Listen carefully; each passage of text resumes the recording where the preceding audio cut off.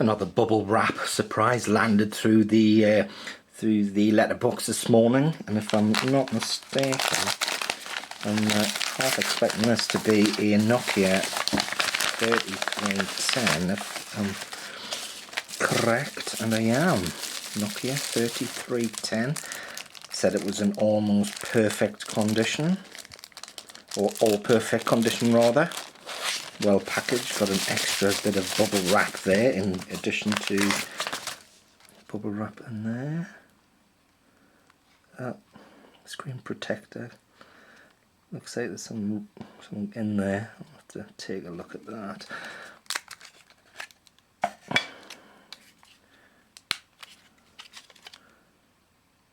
It looks in good condition.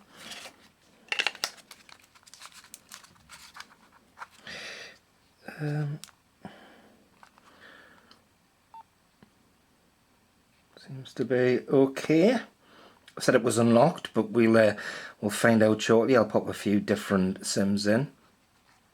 I think this one cost about £13 all in, including delivery. So yeah, on to the review.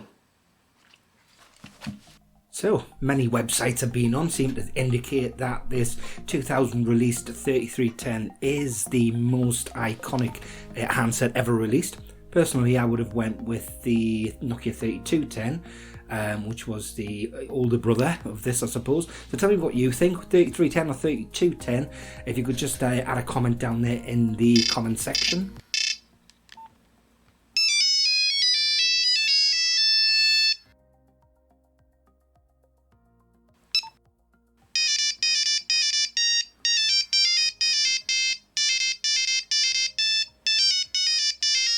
So yes, released in 2000, this Nokia 3310 was the successor to the very successful Nokia 3210.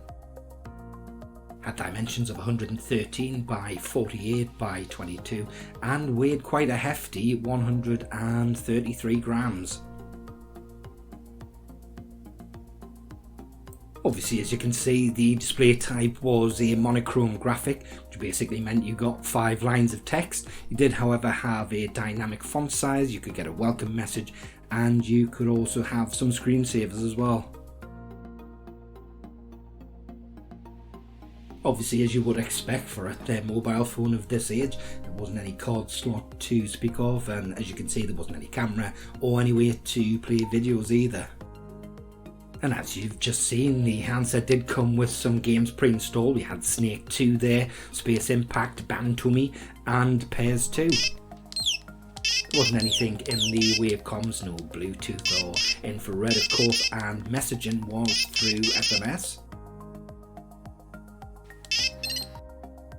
Some of the features for the 3310 included a currency converter, you had a mobile chat mode for SMS, calculator, you got smart messaging, and something which I never really understood or never quite mastered, which was the predictive text.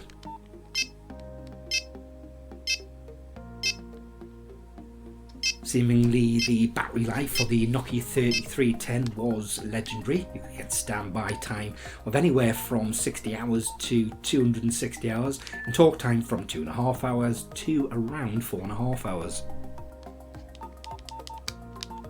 And of course, finally, the big rage back in the early 2000s was the fact you could get user exchangeable front and back covers, millions of them, different colours, you name it.